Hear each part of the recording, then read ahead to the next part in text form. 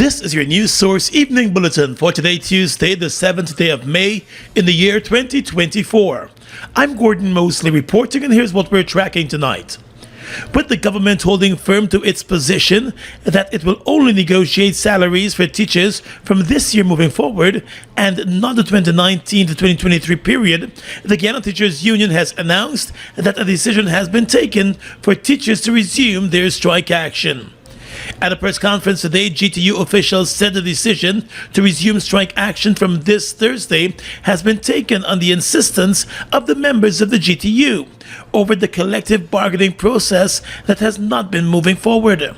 The GTU maintains that the government's reluctance not to meet with the union on the outstanding 2019 to 2023 issues flies in the face of collective bargaining and the country's labor laws. The union said it has extended enough patience to the government of Guyana.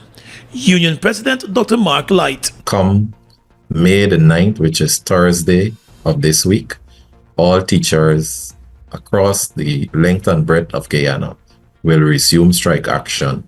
And as the union president, I call on the overwhelming support of our members, now knowing that our cause is just as indicated by the court, and that we can take this decision and ask the government, and who have been showing a level of reluctance, to meet us at the table and to negotiate in good faith. The government has been insisting that it will only meet with the union to discuss salary increases and other related issues from this year moving forward. The GTU submitted its 2019 to 2023 proposal to the government back in 2020, and there has been no movement or negotiation on those issues. We have officially informed the Ministry of Education through the Permanent Secretary. It has been brought to the attention of the Minister of Education, Honorable Priya Manchan, and the Minister of Labour, Honorable Joseph Hamilton. We've also copied our correspondence to the Chief Labour Officer, the Chief Education Officer. We've copied our letter to the ILO, International Labour Organization, the Caribbean Union of Teachers, and Education International. 3 months ago, the GTU started strike action but halted the action after filing a court case over the government's planned decision to slash the salaries of striking teachers and to also discontinue deducting union dues from the teachers for the union. Teachers went back to work as the court case was being heard. An earlier effort at mediation at first appeared to be working, but then the government started to insist that it would only be dealing with negotiations for this year moving forward. Those negotiations never resumed, and in a decision, High Court Judge Sandal Kisun ruled that the teachers were justified in their strike action, and therefore the government could not withdraw any money from their salaries over their strike. The judge also hammered the government for discontinuing to deduct union dues and stated that the move was discriminatory and unconstitutional. The union said despite that ruling and the judge pointing out that the government had failed to begin collective bargaining for the years 2019 to 2023, the government has still not budged from its position. Ministry of Education, who now has the authority to negotiate, should, in the interest of our learners and the education sector in Guyana, work to have the matter before us amicably resolved. And this will not be resolved through just talks. It will be resolved through the active signing of the multi-year agreement, having come up with the areas that we will agree on. The union is now taking the decisive step that the strike action. The resumption of the strike action is coming at a time when high school students will be writing their CXE examinations. More news coming up in just a moment.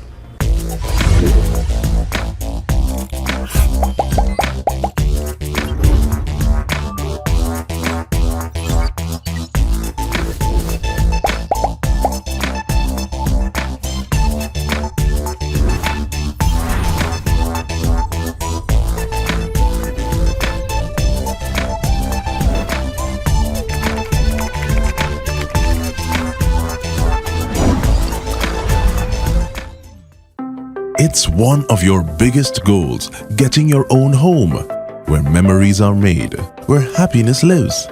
You may feel that home ownership or renovation is beyond your reach, but we at Republic want you to know that there's always a way. Ask us about our suite of mortgages. Let's help make your housing wishes come true. Or advise on how the equity in your existing home can finance other dreams and goals. Call or go online to learn more.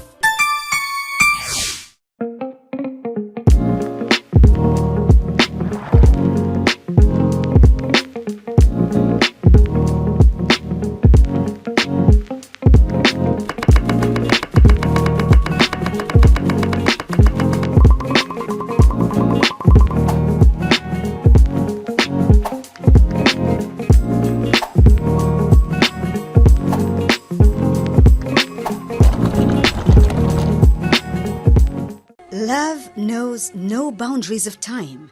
It transcends the ages, forever etching its mark on our hearts. Super Stylistics, in collaboration with the Ministry of Culture, Youth and Sport and the Government of Guyana, present Timeless Love, the 31st production of the Mother and Daughter Pageant 2024 at the National Cultural Center, a celebration of a unique family bond and flawless, flamboyant fashion. Glitz, glamour, and grand giveaways for lucky patrons too at the 2024 Mother and Daughter Pageant, National Cultural Center, May 11 from 20 hours, preluded by red carpet. Tickets $655 and $5,000. It's Timeless Love. Well, let's tell you now that Vice President Barrett Jack Dio was today re-elected unopposed as the General Secretary of the People's Progressive Party. The recently elected Central Committee of the party met today to elect the members for the Central Executive Committee and the party's secretaries. Agriculture Minister Zulfikar Mustafa has been re-elected to the post of Executive Secretary, and President Irfan Ali will serve as the Finance Secretary of the governing party. The other members elected to the PPP's Central Executive Committee as full members are Anil Nandlal, Dr. Frank Anthony, Vikram Bharat, Colin Kroll, Nigel Dharamlal, Neil Kumar, Shyam Nokta, Dr. Vindya Prasad, Donald Ramatar, Clement Rohi, Dharam Kumar Siraj, Pauline Sukai, and Gail Teixeira. The party also announced that Kwame McCoy, Anand Prasad, and Ricky Ramraj were elected as candidate members. The party held its 32nd Congress and elections over the weekend, electing a Central Committee. That Central Committee met today and elected members of the Central Executive, which is the highest decision-making body in the party. Over 3,000 delegates attended the party's Congress this past weekend. President Irfan Ali used his party's Congress this past weekend to once again shut down claims that his government has been openly practicing discrimination. The president dismissed the claims and said the government's record is there for all to see, and it is open, transparent, and works in the interest of all Guyanese. At the opening of the Congress at the Arthur Chung Convention Center, President Ali said the government and his party must be defended against false narratives. Since we came into government, if you look at the budgetary allocation per region, you will see we practice what we preach: one people, one future, one country. He said the government has been pushing its development agenda across the country, adding that while the opposition claims discrimination, the government has been channeling more spending to even the communities that are considered strongholds of the opposition. The highest level of subsidy in the country is given to the workers and families of Region 10 in cash transfer to subsidize electricity in that region. Ali also boasted about the increase in public assistance and old age pension and the return of the joint services bonus. Where is the damn discrimination?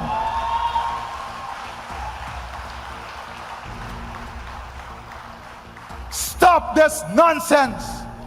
Get on the agenda of one Guyana, building a future strong, resilient, and sustainable for all the people of Guyana. Long live the PPP. Long live the leadership of the PPP. Long live Guyana. Long live the PPP. Almost every week, the governing PPP has found itself responding to claims that its government is discriminatory in some of its policies, including the awarding of contracts and the sidelining of persons who are not aligned to the party. The PPP continues to dismiss those claims as opposition propaganda. Police investigators have launched a probe into the stabbing death of a 16-year-old boy from Kitty in Georgetown. The incident occurred early on Monday morning at Gordon Street in Kitty, and investigators have revealed that a 22-year-old man is the main suspect. According to a report from the police, just before 1 o'clock on Monday morning, the teenager and the 22-year-old man got into an argument on the roadside, and that argument quickly escalated into a fight. It was reported that during the fight, the 22-year-old pulled a knife from his pants and started to stab the 16-year-old. The injured teen started to run away from his assailant but collapsed in the roadway a short distance away. The assailant escaped from the scene. The police and emergency medical services were contacted, and they rushed the injured teen to the Georgetown Hospital, where he was pronounced dead by doctors. The police said the crime scene has since been processed, and searches are on the way for the suspect. The investigations are ongoing tonight. Purple Arts Productions presents A Treat for My Mother's 7. On Mother's Day, Sunday, May 12, heard with Marshall and Strings, Barbara Lee, Leona Walton, Young Nelson, and others. Golden jewelry for the best-dressed mother in purple. 8 p.m. at the National Cultural Center. Tickets $3,000 and $2,500. Compliments NDNS Furniture Store, Noodle Cake Creations, Essential Care Pharmacy, Sunflower Jewelry, a Purple Arts Theater production. Mobile One is more than oil. It's many oils. It transforms at the molecular level. When cold, it's thicker than honey. When hot, it's thinner than water. Mobile One adapts and readapts to last longer. 16,000 kilometers between oil changes. That's your engine evolved. Sol Guyana is the authorized distributor of mobile lubricants.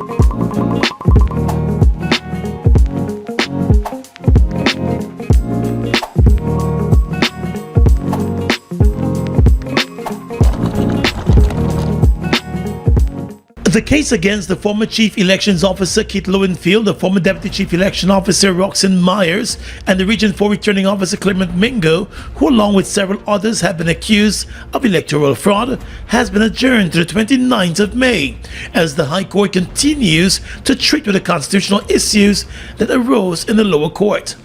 The highly watched case was called today in the Georgia Magistrates Court before Magistrate Lerone Daly for report. It was then that the defense attorney Nigel Hughes informed the court that the constitutional case of fair hearing is still being addressed by the High Court. Mr. Hughes had earlier raised the issue of fair hearing on the grounds that Section 14002 of the Representation of the People's Act, which bars the disclosure of minutes of meetings held by GCOM, is unconstitutional. He is seeking copies of the minutes of the meetings held by the Elections Commission during the course of the 2020 elections to prove to the court that the actions taken by Lowenfield and the Myers, along with other electoral officials, were based on decisions of the Elections Commission and not on their own accord. He had reasoned that in the absence of such documents, the defense would not be able to confront the chairman of the Elections Commission, retired Justice Claudette Singh, and Commissioner Says Gunraj and former Commissioner Robeson Ben, on decisions that were taken at the level of the Commission. In March, Magistrate Daly, while relying on the Constitution, said she was compelled to refer the question of fair hearing to the High Court. The magistrate reasoned that, in her opinion, the question raised by the attorney Nigel Hughes is neither frivolous or vexatious and is worthy of consideration by the High Court. She said the defendants have a right to defend themselves, but the government has viewed the move as another attempt to delay the case. In expressing his frustration, Vice President Barra Jagdeo has accused the local courts of undermining governance in the country and frustrating the will of the people. He believes there is a deliberate attempt to stall the case. The People's Progressive Party has adopted a resolution supporting the stance of the country on the border controversy with neighboring Venezuela. During discussions at the party's recent Congress, the PPP recommitted itself to the case that Guyana has filed against Venezuela at the International Court. The governing party said the government must use any means necessary to defend the country against threats from Venezuela. Over the last 6 months, Venezuela has increased its claims and threats against Guyana as it continues its claims of Guyana's territory, the Essequibo region. Recently, Venezuela's President Nicolas Maduro signed a new law which incorporated the Essequibo region as a new Venezuelan state. Guyana has rejected that move. We recommitted ourselves to the ICJ process as the only pathway to a final resolution of this matter. The controversy between the two countries arising from their claim that the 1899 award was flawed. We also committed our full support to the government, and we said to the government that they must defend our country by any means whatsoever, by diplomatic or any other means whatsoever. General Secretary of the PPP, Vice President Barra Jagdeo, said the party also reflected on having good working relations with Caracas, but such relations must not be at the expense of the country's territorial integrity. And we also pointed out, we recognize that we wanted to promote good neighborly relationship with Venezuela, but we're uncompromising on the question of this border and the threats to our territorial integrity and sovereignty. The PPP has also hailed the country's international partners who have been standing with Guyana against the threats from Caracas. Scandal-plagued former Minister of Local Government Nigel Darmalal was among the big vote-getters emerging from the People's Progressive Party's Congress, having finished with the sixth highest number of votes to sit on the party's Central Committee. Mr. Darmalal's tenure as minister came to an end after he was accused of raping a high school girl. He has always denied those accusations, and the teenager abruptly recanted her allegations just as charges were being prepared against him. At a closing press conference for the party's Congress, General Secretary of the party, Vice President Barra Jagdeo, was asked about Mr. Darmalal's inclusion in the party's executive structure. According to Jagdeo, the election of the new members to the committee was solely up to the delegates, who saw the value in those they elected. We can choose, the delegates will choose the names, and therefore each of those members would be a valuable member of the Central Committee of the party because they were chosen by the delegates of our party. Though every one of the 35 were chosen, they wanted these people to be in the leadership of the party. A number of senior PP leaders did not make it into the Central Committee, and news source understands there were lots of horse trading before the voting began. This is party. Here is all that happened is that the names were put to the delegates, people voted, it was an open, transparent process, and it's a democratic process. And therefore, the names that you see there were chosen by the delegates. We made this clear. We can choose. The delegates will choose the names, and therefore, each of those members would be a valuable member of the Central Committee of the party. Long-standing members of the party, Ganga Prasad, Mitra Devyali, Vishnu Mahadio, and David Armagon were among those who did not make it to the Central Committee. Purple Arts Productions presents A Treat for My Mother's 7, On Mother's Day, Sunday, May 12th, Sean Buller, Bernie House, Charmaine Blackman, Ronald Green, and others. Golden jewelry for the best dressed mother in purple. 8 p.m. at the National Cultural Center. Tickets $3,000 and $2,500. Compliments of Survival Shopping Complex. Simple Trading, Secure Innovations and Concept Inc. A Purple Eyes Theatre production, directed by Simone Dowling. Look at the breathtaking beauty of the Essequibo. From its pristine rivers to its abundant resources, it's a treasure that belongs to Guyana, and we ask Venezuela to respect the rule of international law.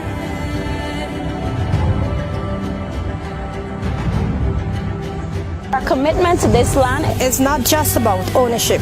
It's about preserving its beauty and resources for our people and future generations. The controversy between Guyana and Venezuela was settled internationally as full, perfect, and final in 1899. Essequibo belongs to Guyana.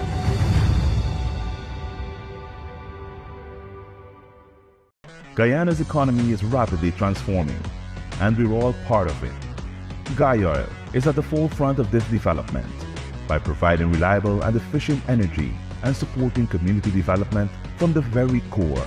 100% of Guyoil's profit goes back to building schools, roads, and other important infrastructure that connects our cities and towns, providing fuel to domestic, marine, industrial, and aerial transportation. Guyoil has now repositioned itself as a market leader in the petroleum industry, building a better future for all of us. It's one of your biggest goals, getting your own home, where memories are made, where happiness lives. You may feel that home ownership or renovation is beyond your reach, but we at Republic want you to know that there's always a way. Ask us about our suite of mortgages. Let's help make your housing wishes come true, or advise on how the equity in your existing home can finance other dreams and goals. Call or go online to learn more. Holiday spending put a dent in your cash. Top up your pockets in the Cash Splash promotion. Win over $5 million, including over $1 million in our weekly draws. Just purchase any Buster, Turbo, Fruita, Pool Kids, or Viva. Look for the 8-digit code starting with 786. Then visit Facebook or IG at Buster Guyana or Turbo_Caribbean for more details. Across the region tonight, it's appearing as though the Saharan dust will be sticking around a bit longer this week in the Caribbean, as another surge is affecting a number of countries across the region. The Meteorological Department of St. Martin has advised the public there that varying concentrations of Saharan dust are expected across the region, as such persons with allergies and or respiratory illnesses should be vigilant. Dominique in its forecast said a relatively high concentration of Saharan dust is expected to linger across the region throughout the week, resulting in low visibility and poor air quality. The Met Office in Dominica also said people with respiratory sensitivities should take all necessary precautions to avoid complications. Small craft operators venturing out to sea are also being encouraged to take along the necessary equipment for safe navigation. In Trinidad and Tobago, the Met Service there said an episode of high concentrations of Saharan dust in the atmosphere began last weekend. Concentration of the Saharan dust increased from moderate to mostly high at times, reducing visibility to 4 to 5 kilometers. The present concentration is considered very high across parts of the Caribbean region.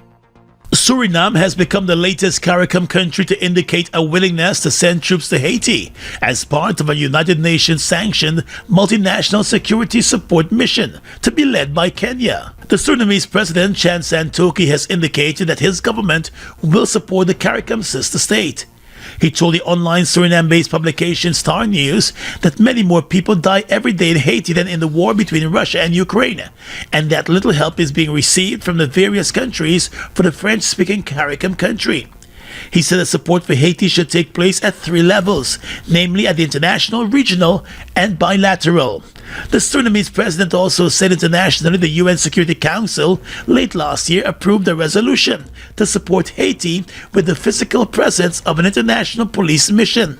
Santoki said the ministers of Justice, Police and Defense are already working with the Suriname Police Corps and the National Army to put together a team to send to Port-au-Prince in Haiti. And finally tonight, international news. The BBC reports that Israel's army says it has seized Gaza's Rafah crossing with Egypt after continuously bombarding eastern Rafah overnight. Tanks moved in on the area, a vital entry point for aid, a day after Israel ordered civilians to evacuate the area. Truce talks, meanwhile, are to resume in Cairo after Israel said terms which Hamas had agreed to were unacceptable. Israeli Prime Minister Benjamin Netanyahu rejected it as far from Israel's basic requirements.